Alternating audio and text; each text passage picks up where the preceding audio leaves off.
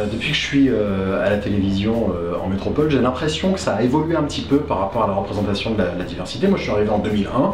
Déjà la première chose c'est qu'on a eu quand même un présentateur de JT noir en la personne d'Harry Roselmack, qui est arrivé en 2005 ou 2006, je sais plus, qui présente toujours aujourd'hui une émission importante d'information, qui est certainement l'émission la plus importante d'information sur les télévisions, à la télévision aujourd'hui le dimanche en access, qui est très regardée. J'ai l'impression que quand je regarde les chaînes d'info, les chaînes de la TNT en général, il y a quand même pas mal de diversité aussi.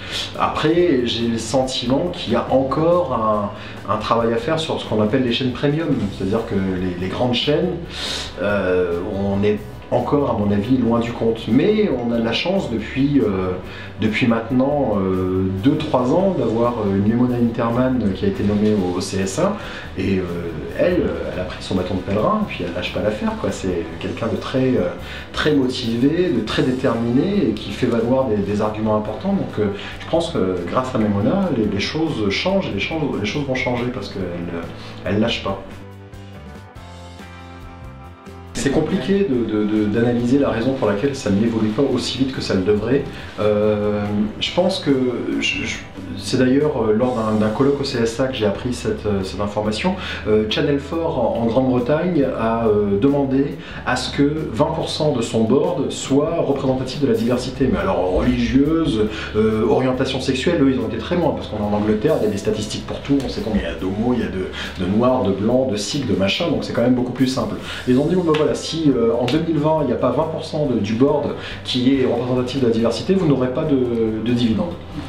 Bah voilà, les trucs sont clairs, donc ils vont travailler pour, c'est une chaîne privée, donc ils n'ont aucun intérêt à aller embaucher des gens juste pour leur couleur ou leur origine, donc ils vont chercher des gens compétents qui correspondent à l'ensemble de ces quotas, et au final, c'est plutôt pas mal parce que dans la chaîne de décision, quand on fait rentrer la diversité dans la chaîne de décision, les choses se passent de manière beaucoup plus naturelle pour la partie visible de l'iceberg qui est l'antenne. Donc ça c'est pas mal. Écoutez, je pense que c'est une solution qui est compliquée parce qu'il n'y a pas de statistiques ethniques en France, mais en fin de compte, la parité homme-femme, c'est un quota qui ne dit pas son nom. Voilà, sauf que c'est plus simple de savoir combien d'hommes il y a et combien de femmes il y a en France. Mais c'est aussi un quota. Quand on a décidé de lancer la parité, eh ben on a lancé la parité. Elle n'est pas présente partout.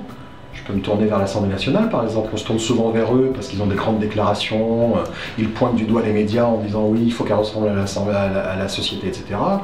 Pardon, mais au sein des partis, à chaque fois qu'il est question de citer, de mettre des noms sur les listes, en position élective, c'est toujours très compliqué. Donc ça a marché pour les femmes, en tout cas c'est en train de marcher, c'est loin d'être fait, mais la parité en tout cas, elle est souvent mise en avant dans les grands groupes, etc. pour qu'on se retrouve avec plus de femmes dans les circuits de décision. Il y a encore du taf, hein. On voit que dans le CAC 40, il n'y a pas une seule patronne femme dans le CAC 40, donc imaginez faire entrer la diversité dans le CAC 40, déjà avoir des femmes c'est compliqué, alors que voilà, il n'y a aucune raison qu'il y ait moins de femmes que d'hommes.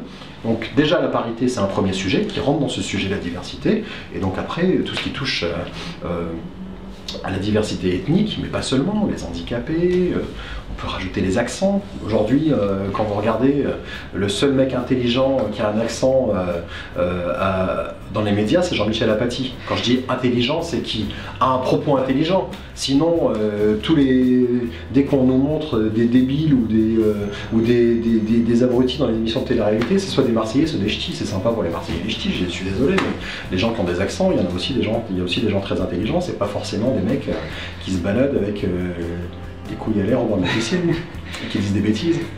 Non mais voilà, non mais le sujet est important. Il faut pas ramener ça qu'à la couleur de peau. La diversité, c'est tout ça. C'est qu'à un moment, quand on allume la télé, on voit de tout. Des jeunes, des vieux, des blancs, des noirs, des handicapés, des gens avec, des gens sans accent. En fait, je me rends compte que le problème de la diversité, c'est tout simplement de sortir de Paris, en fait. Et quand on sort de Paris, si la télévision à un moment donné arrête de ressembler à Paris, ben, ça va commencer à être intéressant.